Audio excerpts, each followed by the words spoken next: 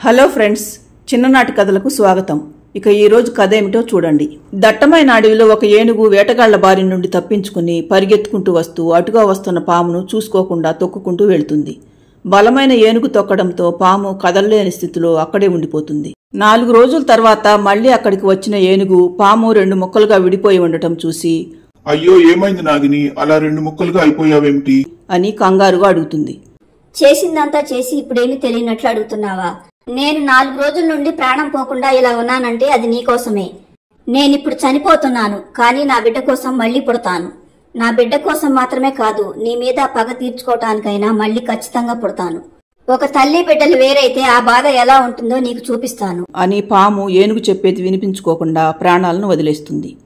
ఏనుగుకు అసలేమైందో, పాము ఎందుకలా తనను తిట్టిందో మొదట్లో అర్థం కాదు. కానీ 4 రోజుల క్రితం తను అటుగా పరిగెత్తుకుంటూ వెళ్లటం గుర్తొచ్చి పాము తన కాళ్ల కింద పడి ఉంటుందని అనుకుంటుంది. చూడకుండా తను చేసిన పనికి పాము ప్రాణాలు కోల్పోవడంతో దానికి చాలా బాధగా అనిపిస్తుంది. కానీ పాము చనిపోవడంతో దాని బిడ్డ ఇప్పుడు ఒంటరిదైపోతుంది కదా, ఎలాగైనా దానికి అండగా నిలబడాలని అనుకుంటుంది ఏనుగు. తరువాత అడవిలో చాలాసేపు వెతికి చివరకు పాము పిల్ల జాడ తెలుసుకుని అప్పటి నుండి దాన్ని తన కొడుకుతో పాటు పెంచి పెద్ద చేస్తుంది. అలా కొన్ని సంవత్సరాలు గడిచిపోతాయి. ఏనుగుపై పగబట్టిన పాము అన్నట్లుగానే మళ్లీ పుడుతుంది.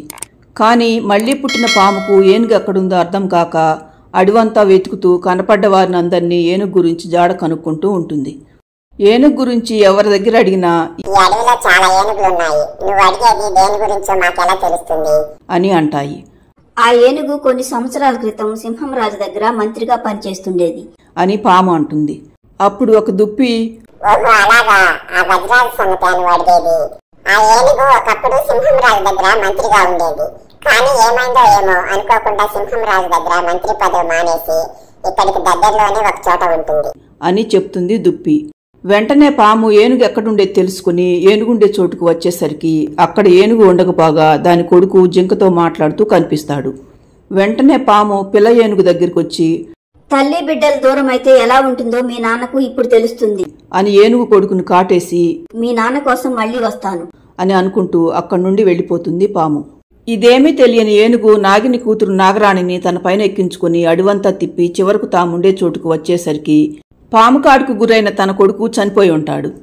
ఏనుగు రాగానే అక్కడే ఉన్న జింక పాము వచ్చి పిల్ల ఏనుగును కాటేసి వెళ్లిన దగ్గర నుండి జరిగిన విషయం మొత్తం ఏనుగుకు చెబుతుంది. దాంతో పాము తను అన్నట్లుగానే మళ్లీ పుట్టి ఉంటుందని అనుకుంటుంది ఏనుగు. కానీ ఏ పాపం ఎరుగని తన కొడుకు చనిపోయి ఉండటం చూసి తల్లడిల్లిపోతుంది. తన కొడుకు చనిపోవడంతో మరుసటి రోజు ఏనుగు దిగులుగా పడుకుని ఉండగా పాము మళ్లీ అక్కడికి వస్తుంది. పామును చూడగానే పడుకుని ఉన్న ఏనుగు ఒక్కసారిగా లేచి నిలబడుతుంది. అప్పుడు పాము ఏనుగుతో, ఒక బిడ్డకు దూరం అయితే ఆ బాధ ఎలా ఉంటుందో నీకిప్పటికైనా అర్థమవుతుందా గజరాజా? నీకు ఆ బాధ అర్థం కావాలనే నీకన్నా ముందు నీ కొడుకును చంపాను. ఇక మిగిలింది నిన్ను చంపడమే అని పాము ఏనుగును చంపుదామని అనుకుంటుండగా అప్పుడు నాగరాణి అక్కడికి వస్తుంది. నాగరాణిని చూడగానే పాము విస్తుపోతుంది. అప్పుడు ఏనుగు, ఈ నాగరాణి ఎవరో తెలుసా నాగిని? నీకు దూరమైందనుకుంటున్నా నీ కూతురు. ఆ రోజు నన్ను వేటగాళ్లు తరుముకుంటూ వస్తుంటే వాళ్ళ భార్య నుండి తప్పించుకోవటంలో పరిగెత్తుకుంటూ వచ్చి నిన్ను తొక్కాను. అది నేను తెలియకుండా చేసిన పొరపాటు. నువ్వు నేను చెప్పేది వినకుండా చనిపోయావు. తర్వాత ఒంటరిదైపోయిందనుకున్న నీ బిడ్డను నా కన్నబిడ్డలాగా చూసుకున్నాను. నా కొడుకుతో సమానంగా పెంచాను. నీ బిడ్డ కోసం మహారాజు దగ్గర నా మంత్రి పదవిని కూడా వదులుకున్నాను. అంతేకాదు, నీ విషయంలో నేను చేసిన తప్పును నీ బిడ్డకు ఎప్పుడో చెప్పాను. తను కూడా అందులో నా తప్పేమీ లేదని అన్నది. ఇంత చేసిన నాకు నువ్విచ్చిన బహుమతి నా కొడుకును చంపటం. అంతే కదా నాగిని అని ఏనుగు అనేసరికి పాము నివ్వెరిపోతుంది. అప్పుడు నాగరాణి కూడా, నువ్వు చాలా పెద్ద తప్పు చేశావమ్మా. నువ్వున్నా కానీ నన్ను ఇంత ప్రేమగా చూసుకునేదానివి కాదేమో. ఏనుగు మామ నన్ను ఎంతో ప్రేమగా అభిమానంగా చూసుకున్నాడు. నువ్వు నిజం తెలుసుకోకుండా నా ఏనుగు మామకు చాలా అన్యాయం చేశావు. సరిదిద్దుకోలేని తప్పు చేశావు అని అంటుంది. అప్పుడిక నాగినికి ఏం మాట్లాడాలో తెలియక, నన్ను క్షమించమనే అర్హత కూడా నాకు లేదు గజరాజా.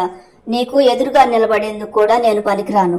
దయచేసి పెద్ద మనసు చేసుకుని నన్ను క్షమించు. నీ కొడుకును చంపినందుకు శిక్షగా నా బిడ్డను ఇక్కడే వదిలేసి వెళ్తున్నాను. ఇక నుండి నా బిడ్డను అన్నీ నీవై ఎప్పట్లాగానే చూసుకో.